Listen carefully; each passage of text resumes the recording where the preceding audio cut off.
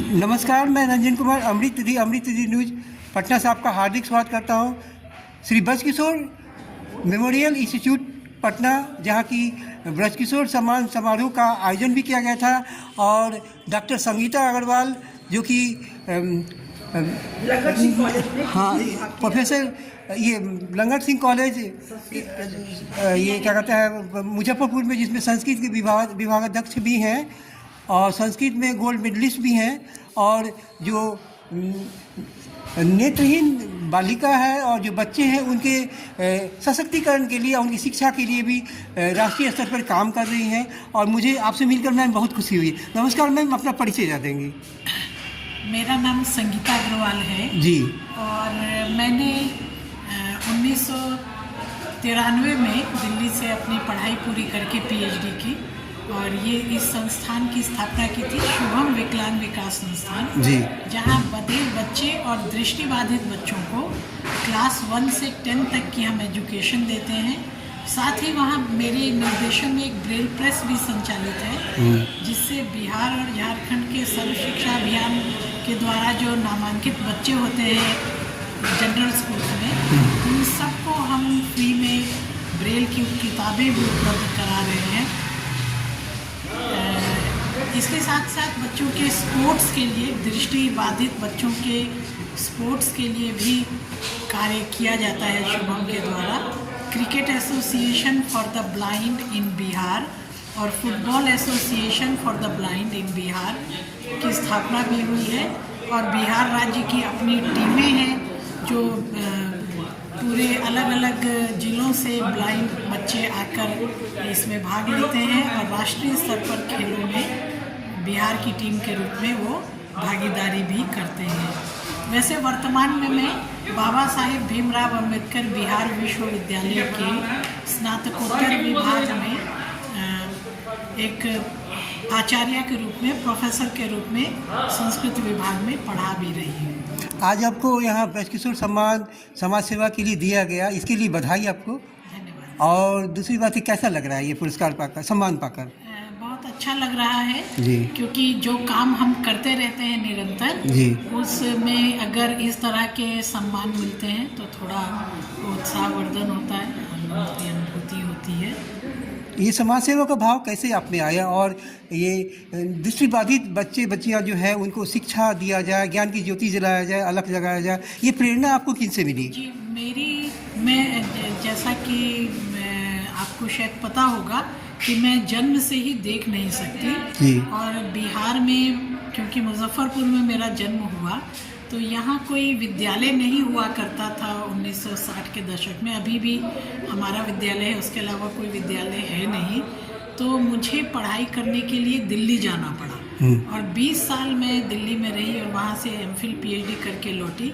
तभी से मेरे मन में था कि मैं बिहार जाके बिहार में दृष्टिबाधित और दूसरे दिव्यांग बच्चों के हित में जो कुछ कर सकूंगी अवश्य करूंगी।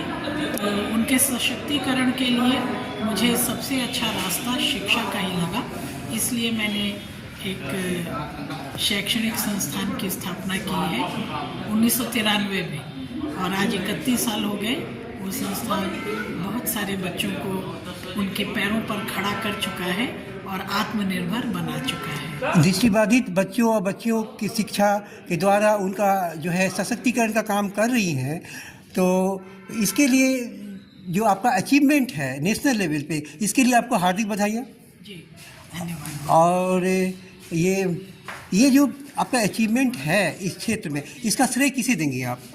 इसका श्रेय मेरे माता पिता को है जी, क्योंकि पुराणों में एक बात कही है, परोपकारः पुण्याय। जी, अगर आप किसी की भलाई करते हैं तो उससे आपको पुण्य मिलता है। तो ये मंत्र मैंने अपने अभिभावकों से सीखा, जिसका परिणाम ये है कि मेरे मन में ये सब बीजारोपण हुआ और 2019 में मुझे राष्ट्रपति पुरस्कार भी इस कार्य के लिए प्रदान किया गया। ये आपको इतना संघर्ष करते हुए गोल्ड मेडल भी मिला, कभी कभी आपको निराशा का भाव भी आता होगा या मनोबल भी, कुछ लोग डिस्करेज भी करते होंगे, तो उस समय में आपका मनोबल को कायम रखना और उसके बाद सफलता की ओर अक्सर रहना, इसके लिए ये तो प्रेरणा कैसे मिली आपको? क्योंकि दृष्टि बाधा है और समाज अभी हमारा पूरी तरह से जागरूक या संवेदनशील नहीं हुआ है दिव्यांगों के प्रति। वो उनका दोष नहीं है, समाज में किसी का दोष नहीं है। वो अति सुरक्षा की भावनावश ऐसा मानते हैं कि ये काम दृष्टिबाधित नहीं कर सकेगा, इनसे नहीं कराना चाहिए। लेकिन बहुत सारे दिव्यांग लोग इसको झुठला रहे हैं और अनेक अलग अलग क्षेत्रों में उपलब्धियां प्राप्त कर रहे हैं। और मैं भी ये प्रयास करती हूँ, संघर्ष और चुनौतियों को झेलने से जो निराशाएं हैं वो दूर हो जाती हैं और कोई ना कोई चुनौती सामने देखकर उसके प्रति क्रियाशील रहते हुए जीवन यापन करने में एक अलग तरह की आनंद की अनुभूति होती है। अंतिम सवाल एक है कि कभी कभी युवकों को या और भी लोगों को जो संघर्ष कर रहे हैं, समाज सेवा या पत्रकारिता कुछ भी हो या अध्ययनशील छात्र हैं, निराशा बहुत होती है। और बहुत सारे छात्र भी जो है आज हैं जो कि पढ़ाई करते हैं कोटा वगैरह में, वो सुसाइड कर लेते हैं। तो ऐसी घड़ी में जब लगे कि कोई हमारा अपना नहीं है, अंधेरा ही अंधेरा है, तो उस समय में कैसे लोग अपना मनोबल बढ़ाए? उसका मुख्य कारण ये है कि बच्चे जब पढ़ने आते हैं तो उनके परिवार वाले उनसे बहुत लंबी चौड़ी आशाएं रखते हैं, अपेक्षाएं रखते हैं कि ये बहुत आगे बढ़ेगा। और जब बच्चा उस तरह की उपलब्धियां प्राप्त नहीं कर पाता है तो ऐसे में वो बच्चे निराशा में चले जाते हैं। इस संबंध में मैं अभिभावकों से भी ये कहना चाहूँगी कि आप बच्चों पर अपनी इच्छाओं को न थोपें, बल्कि प्रत्येक बच्चे में कोई ना कोई छुपी हुई प्रतिभा होती है और सब बच्चे अलग अलग क्षेत्रों में रुचि रखते हैं। तो बच्चे की रुचि को पहचानते हुए उसे आगे बढ़ाएं। अगर वो बिजनेस करना चाहता है तो ज़बरदस्ती उसको इंजीनियर बनने के लिए उसको अपनी इच्छा उसके ऊपर ना ला दें। तो यदि जो अभिभावक हैं बचपन से ही बच्चों की रुचि को देखकर उसके अनुरूप उनका विकास करेंगे तो इस तरह की जो दुर्घटनाएं आपने चर्चा की, ऐसी कोई भी दुर्घटना हमारे समाज में नहीं होगी। निराश बच्चों को क्या कहेंगे या युवकों को क्या कहेंगे आप, जो एकदम समझते हैं कि अकेला है, हम क्या करें, अब कोई नहीं है मेरा अपना?